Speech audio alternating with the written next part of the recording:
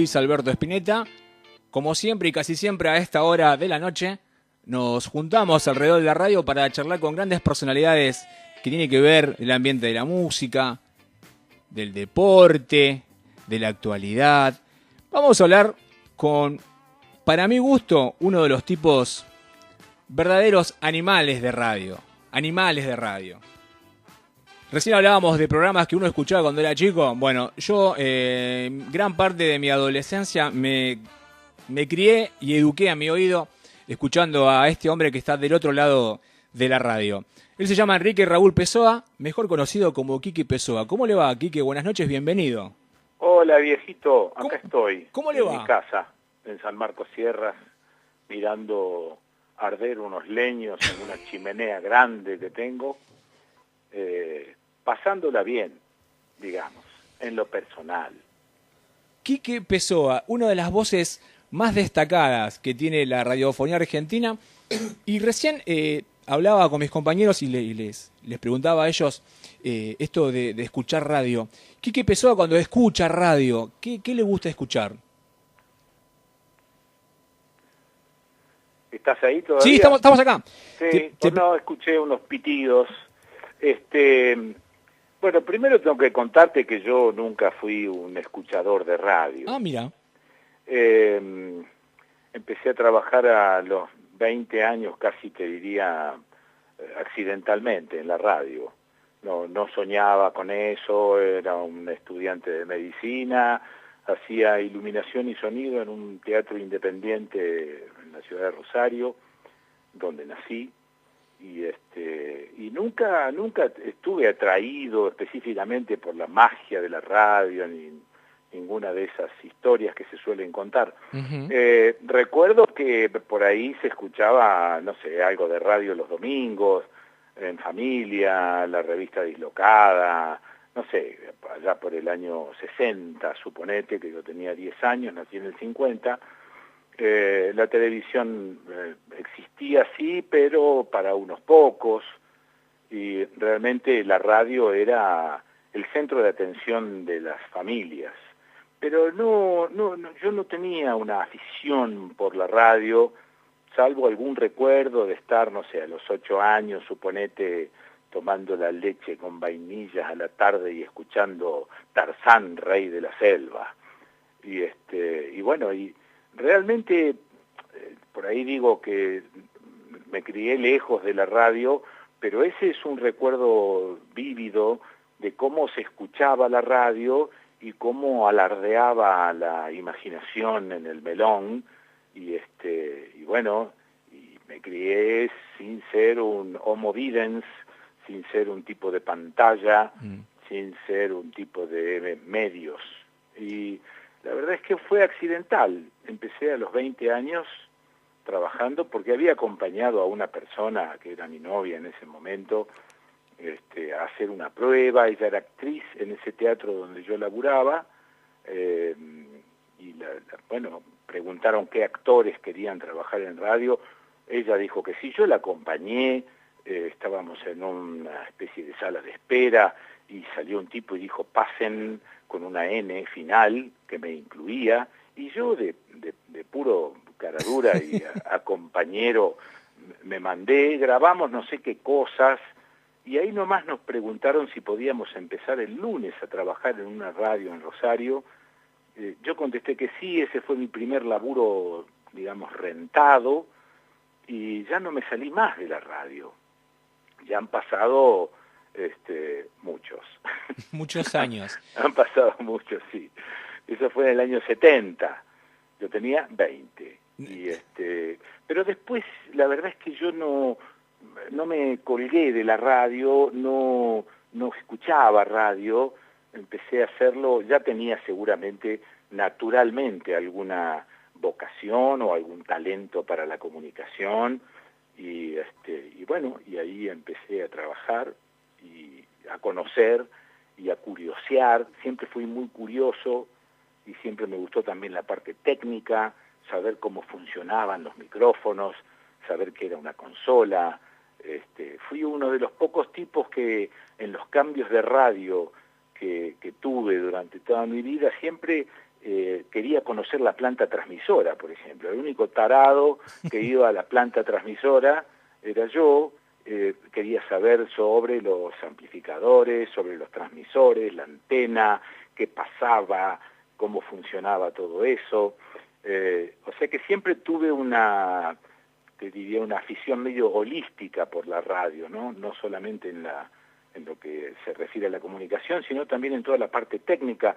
De hecho, con los años yo me armé mi propio estudio de grabación, soldando cables, armando mesas, racks, etcétera, haciendo ruteos de señales y bueno, y todas esas cosas que hoy en día se han reemplazado con nueva tecnología, pero que a mí me ayudó a tener una especie de panorama, digamos, histórico, ¿no? de la radio y de cómo funciona. Aparte de saber el teje y maneje de una radio, también sos periodista, y en estos tiempos tan complicados para ver el periodismo, ¿cuál es tu visión sobre esta profesión? Es complicada porque, a ver, no es fácil explicar lo que siento, ¿no? Porque a veces me pregunto ¿para qué sirvió el periodismo? ¿Para qué sirve el periodismo?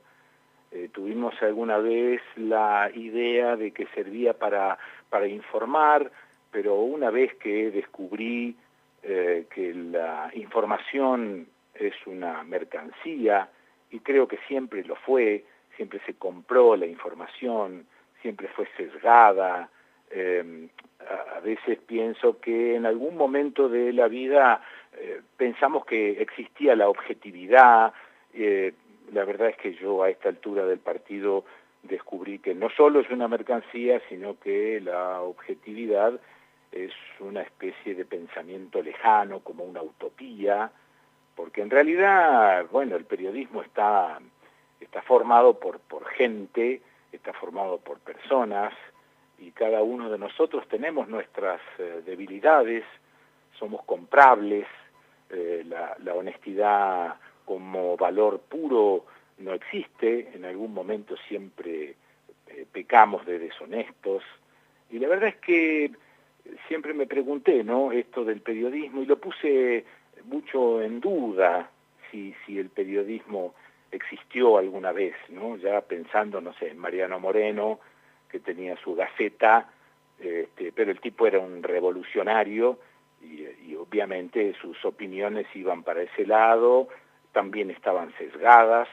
Creo que lo más importante siempre fue saber desde dónde te están dando determinada información y tener el suficiente cacumen, el suficiente cerebro como para poder ir eligiendo y filtrar toda la info que te va llegando, ¿no? Y no comerte todos los sapos crudos como vienen. A eso te iba a decir, en estos tiempos donde se habla más de una red social o de un audio, que esta semana me empaché de cosas que encabezaba, me lo pasaron por un audio. Claro, claro. ¿Dónde están los periodistas esos, Quique? Los que Bueno, investigaban. por eso digo, ¿no? Los avances tecnológicos nos han puesto de manera tal que podemos estar charlando a tantos kilómetros de distancia. Los avances tecnológicos han hecho que podamos ver el mundo, pero también podemos ver el mundo tal cual nos lo muestran. Y la verdad es que siempre es medio incompleto el tema. La aparición de las redes sociales ha hecho que se acuñe inclusive una especie de frase titulada el periodismo popular. Digo, bueno, a ver, ¿qué carajo es esto? ¿Sos un profesional de esto o cualquiera ya a esta altura del partido puede ser un periodista? Aparecieron las fake news y la gran mentira que se vuelve verdad de repente, frases de algunos pensadores diciendo hoy en día cualquier imbécil dice cualquier cosa y es tomado como una verdad. Antes ese imbécil charlaba en un bar y lo escuchaban 3 tipos que le creían o no. Ahora te escuchan y te creen millones de personas. Mm. Y entonces eso pone en tela de juicio el tema de el periodismo, de la información. La verdad es que resulta sumamente complicado tener un concepto más o menos claro. Por eso te estoy diciendo tantas cosas, si no te diría un concepto de 7 palabras y se terminó. Pero me parece que es muy complejo el tema. De cualquier manera, no creo en el periodismo ni como está ni como estuvo. Uh-huh. No creo en eso. No creo. ¿Estás viendo el Mundial o te pasa por el costado? No me pasa por el costado. Porque, venís, recordemos a nuestros amigos. Vivo acá, claro. No soy un tipo futbolero. Bueno, el otro día en un programa que tengo, que es un programa semanal que se llama El Desconcierto, que hago desde aquí, desde mi estudio en San Marcos Sierras, vía streaming, y que lo estoy haciendo vía streaming desde hace 10 años, y lo bajan como 80 o 90 emisoras a lo largo del país, pequeñas, medianas, grandes, gratuitamente, lo bajan y lo pasan en los horarios que ellos quieren. Yo lo hago vía streaming a una página que es www.eldesconcierto.com.ar.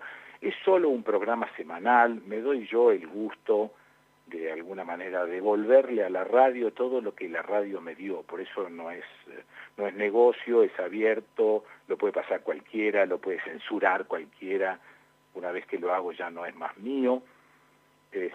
Pero bueno, vivo acá. Dije el otro día en el programa que esto de la argentinidad, el himno, para 11 tipos que patean una pelota, la verdad es que me resulta sumamente pobre. Pero bueno, lo veo, hincho por Argentina, por supuesto, estoy viendo los partidos, me intereso por más o menos lo que pasa, no sé mucho de fútbol, pero estoy de alguna manera inmerso en esta sociedad que está consumiendo esto. Yo también soy un consumidor. Su papá era futbolista, ¿no, Quique? Sí, mi viejo jugó en Central, en Rosario Central, en el año 36, me parece, 36, sí, tenía él 19 años. En aquella época el fútbol no era lo que es hoy. Después mi viejo, bueno, se casó muy joven. No estaba bien visto ser jugador de fútbol, no ganaban mucha guita. Mi viejo tenía la propia porque era hijo de un viejo que tenía como 5.000 hectáreas y una estancia muy grande en la zona de Casilda, o sea que era hijo de un terrateniente, no necesitaba la plata del fútbol. Es más, por ahí guardo un recorte de un diario de aquellos años que decía el pibe mucha plata, porque el viejo cuando cobraba su mensualidad la repartía entre los otros jugadores. Bueno, el viejo jugó, sí, era bueno, según cuentan las historias, jugaba detrás del famoso Chueco García, y el Chueco García después se fue a jugar a Racing y lo vino a buscar a mi viejo, y mi viejo ya estaba casado, mi vieja lo miraba cruzado al Chueco. O sea que ahí se terminó la carrera futbolística de mi papá. Pero bueno, en casa somos todos canallas, ¿viste? Son todos de Central. Es que no hay alternativa. No, en Rosario no. No, pero no hay alternativa, no se puede ser de otra manera, con semejante antecedente, digo, ¿no? Bueno, yo insisto, nunca fui futbolero, pero soy canalla. Usted es canalla, como Fito Páez. Exacto. Escúcheme, don Quique, ¿y qué es esto de andar juntando cosas y restaurarlas y guardarlas? Yo no tengo una explicación clara, pero siempre fui medio, a pesar de ser un tipo de izquierda, sigo siendo conservador. Es medio loca la frase. Medio raro, sí. Pero conservador en el sentido de que, bueno, junto cosas antiguas, en realidad a veces no las llamo antigüedades porque las antigüedades son costosas y tienen firmas, etcétera. No, yo junto cosas del pasado, las pongo en funcionamiento tal cual. Te puedo poner como ejemplo un sol de noche, ¿no? Un farol sol de noche que funciona a querosén, a presión, que hay que llenar primero la cazoleta con alcohol de quemar para que se caliente el gasificador.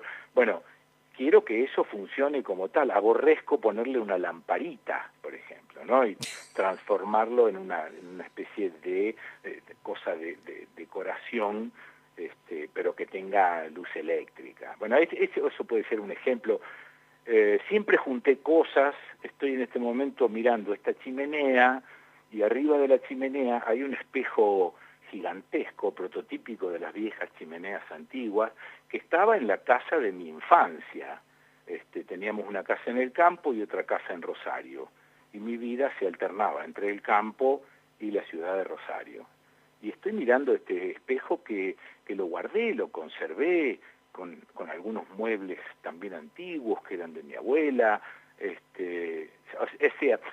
Yo no tiro nada en principio, ¿no? Como principio no tiro nada, y soy de esos tipos que va caminando por la calle y ve un container y no puede dejar de echar una ojeada a ver qué carajo tiraron. Y por ahí hay muchas de las cosas que he ido encontrando así.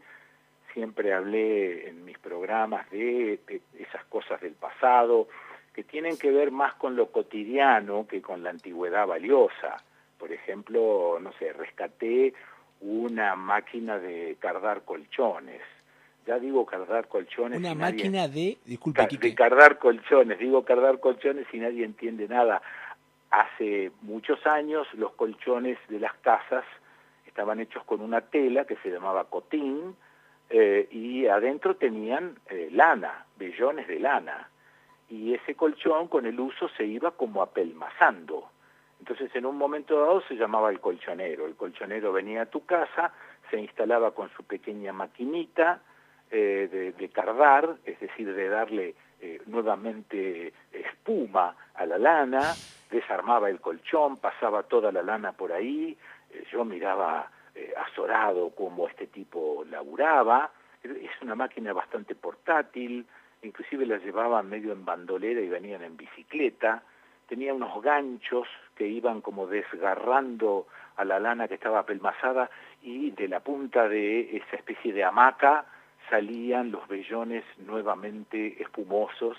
El tipo armaba el colchón y tenías un colchón de lana maravilloso durante un tiempo hasta que volvía. Hasta que volvía otra vez, claro. Claro. Bueno, era el negocio del tipo. Claro, y esa máquina, bueno, no había otra forma de tener colchones que no fuesen de lana. Después se inventó la espuma de goma, al carajo el colchonero, al carajo su maquinita. Muchos años después me llama una señora a un programa de radio que yo tenía, no sé si en Radio del Plata, en Buenos Aires o en Rivadavia. Me dice, che, acá tengo una vieja máquina que está en el jardín, se está pudriendo. Y allá iba yo con mi viejo Falcon 70 que aún conservo y anda. Iba a buscar esa máquina destruida, como estaba, ojo de buen cubero, decía, a esta yo la arreglo.